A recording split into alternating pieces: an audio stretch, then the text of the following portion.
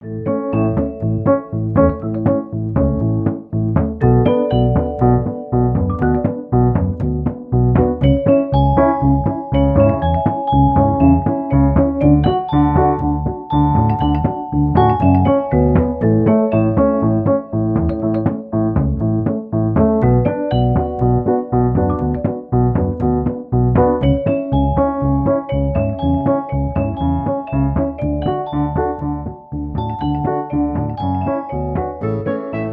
been quite a journey because we've lived, it feels like, all over the city, from Brixton to Westbourne Park to Highbury and Islington to Camden to Hackney now. We've been living here for 2 years, and it's the longest tenure that we've had in the past 6 years is living in this flat. But likely it'll be another move, and we'll complete the rotation from South London, west, north, and we'll go east, I imagine.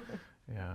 Where it is still a bit cheaper in some parts. It's not necessarily that we need to own a place, because there's a lot of arguments to be made that it's potential to rent over the long term, and you can make investments in other spheres of your life, but it's just that this liminality of not knowing whether you're going to get served notice or not, especially if we're thinking about children. It's so insecure with renting, and we just need some security. I wonder if that's what people talk about, this kind of English thing with needing to own property, but it might also just be that it's your only route to security. It's an unfortunate situation for so many people who aren't in our position, where we could in 5 years, because we've got stable jobs, save up and think about owning a place because we want security. And I think a lot of people in this city don't have that same privilege, and I think it's a problem. And I think it makes living in this city difficult. It's one of great inequality, and I think that's something that we're noticing even in our own neighborhoods here today. I imagine it must be, from the perspective of the landlord, just better to keep it on this kind of rolling thing if they do want to change things like the rent price, or whether they want to renovate. You just expect that the place that you're going to rent is just going to be of a very low quality, and it's just something that it's like, yeah, I guess that's just a kind of London thing, which I don't know why that is. I don't know if there's not any inspections that go on in the city or not, or why the building is so shoddy. There's something to do with standards there, and I think that sometimes landowners or homeowners take advantage of this fact that there is so much demand for private renting. In terms of housing policy and welfare in London, it seems that people are tuned in that we do have a housing crisis right now in this city, and I think that a lot of large metropolitan cities have a housing crisis right now.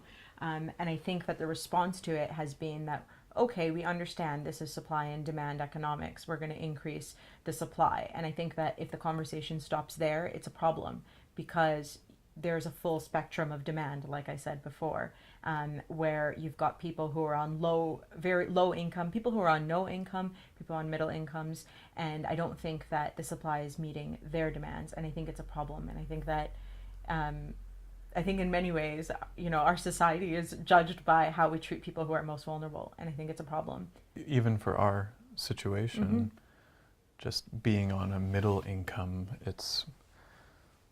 seems quite hard. It's difficult. I mean, we're on a combined income that ostensibly is in like the top 5% of British society, but for us to be able to afford a 2-bedroom flat, we're looking in quite far-flung regions, so we're not, tied to being in central London.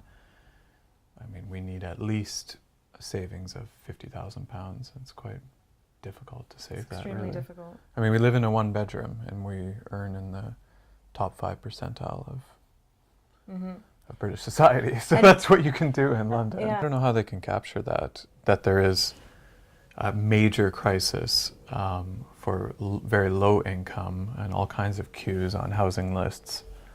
But then there's this other kind of middle income area where you're maybe not captured by, you can't get on housing lists, but you also, maybe that's happened since the crisis, that it's very hard for a middle income to kind of find where their space is in the city. Because like on our street, like Farah mentioned, we could never afford to live here, for example, in Finsbury Park, where we kind of look in 1-bedroom flats are running around £475,000. So the people who are moving in are actually quite wealthy. But then, as Farah said, at the very, a 30-second walk around the corner is a soup kitchen. There's literally a soup kitchen on our street. So you're walking towards your flat in one-bedroom flats that cost almost £500,000, walking by people queuing up for food. So it's an incredible... I think that's just really illustrative of the type of inequality that's happening in this city. And yeah.